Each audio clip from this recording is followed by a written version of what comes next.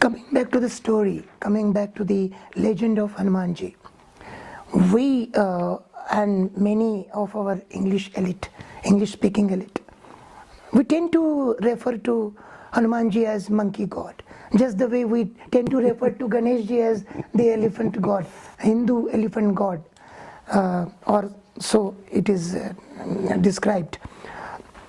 The world over, go east or west, it is the same story.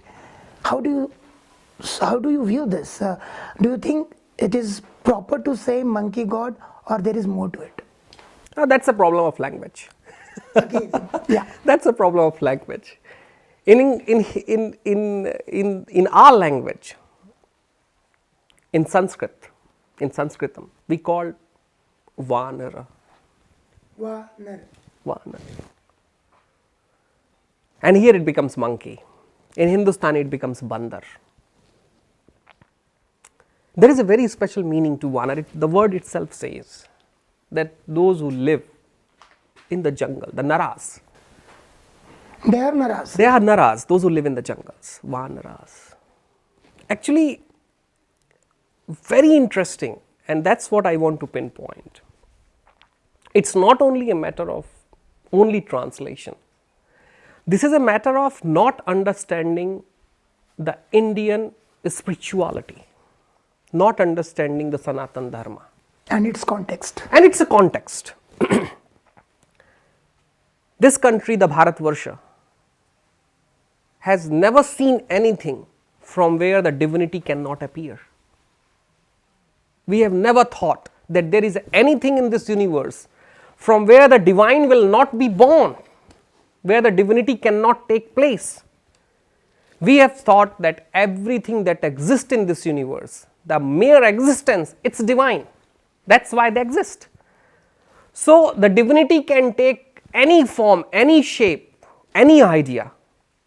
And if we are able to achieve divinity, if we are able to achieve Nar to Narayan, if we want to become the divine embodiment of God itself, then we have to see divinity around us. That's why we have, in our history, you name it, is there anything that we have not taken the sense of divinity, whether it's in the form of animals, in the form of trees, in the form of even microbes, in the form of food.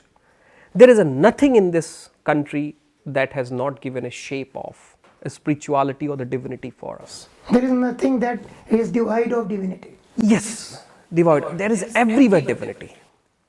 So, and that has not happened elsewhere.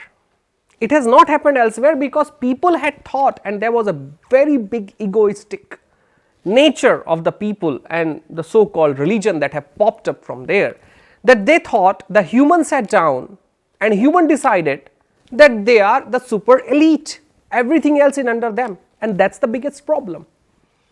Do you also subscribe to the view then that, or the theories that some say that there lived a race during the time Ramayana took place? There lived a race in the jungles of India who looked like monkeys rather and had tail, but they had superior quality of learning and many other qualities which the normal human beings, those existed then, didn't have. Do you subscribe to this view? I would not say if I subscribe to the view, but I must say that there is something that we must acknowledge in it. And again it brings up to the history of Sanatan Dharma.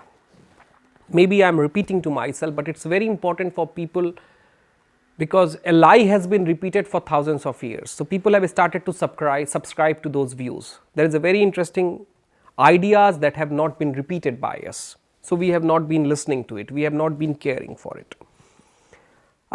When we go back to the history of this nation, history of this society, and you go today right now and search all over, you will find that any form of this universe, if you start accepting them as you are, they become like you. They become exactly like you. They copy to you, and sometimes they become bigger than you because they have much more learning power. So at that point, just see that what was the most interesting in the human religion is that, see, Rama and Lakshman are walking in the forest, and there some Vanaras with Sugriv sees them. Sugriv is scared of it. He is scared out of his shit. That who have come to kill me?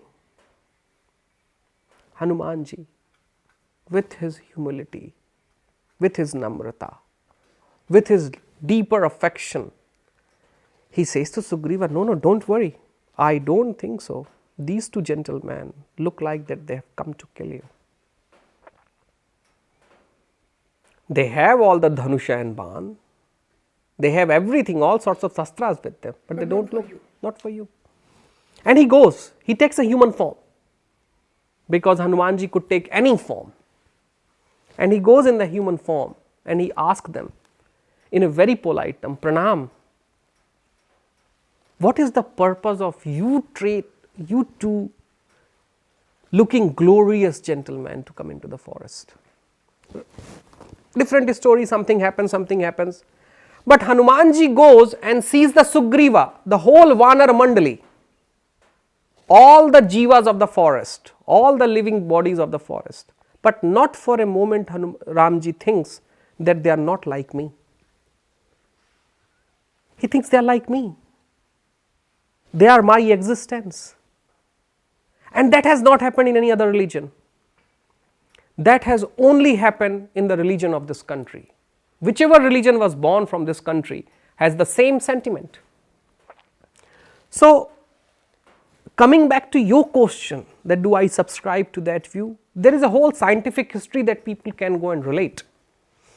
People can go back to the science and find that 10,000 years back, humans have much more deeper connection with the animals, with the fruits, with the trees, with everything than now what we have.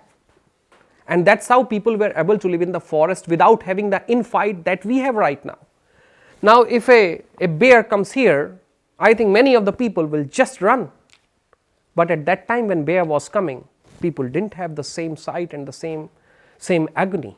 There was a relationship. There was more harmony than conflict. More harmony than conflict. There was a relationship because people believed that they are like us.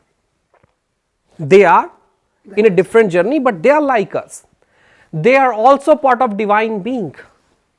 And that's from where they were able to train, teach, live, learn. Hanumanji has given even to Valmiki lessons. Which country has ever thought about that? That's our humility, our humble nature, where we have subscribed, we have seen, and we believe that yes, this is true, this can happen. This has never happened in any other religion. And maybe I would look a very fundamentalist, which I have no problem. But there is a truth in it. In which of the country a sheep was trained and sheep has given the knowledge of the universe to some divine being? Has it ever happened? No. Where did an elephant, a being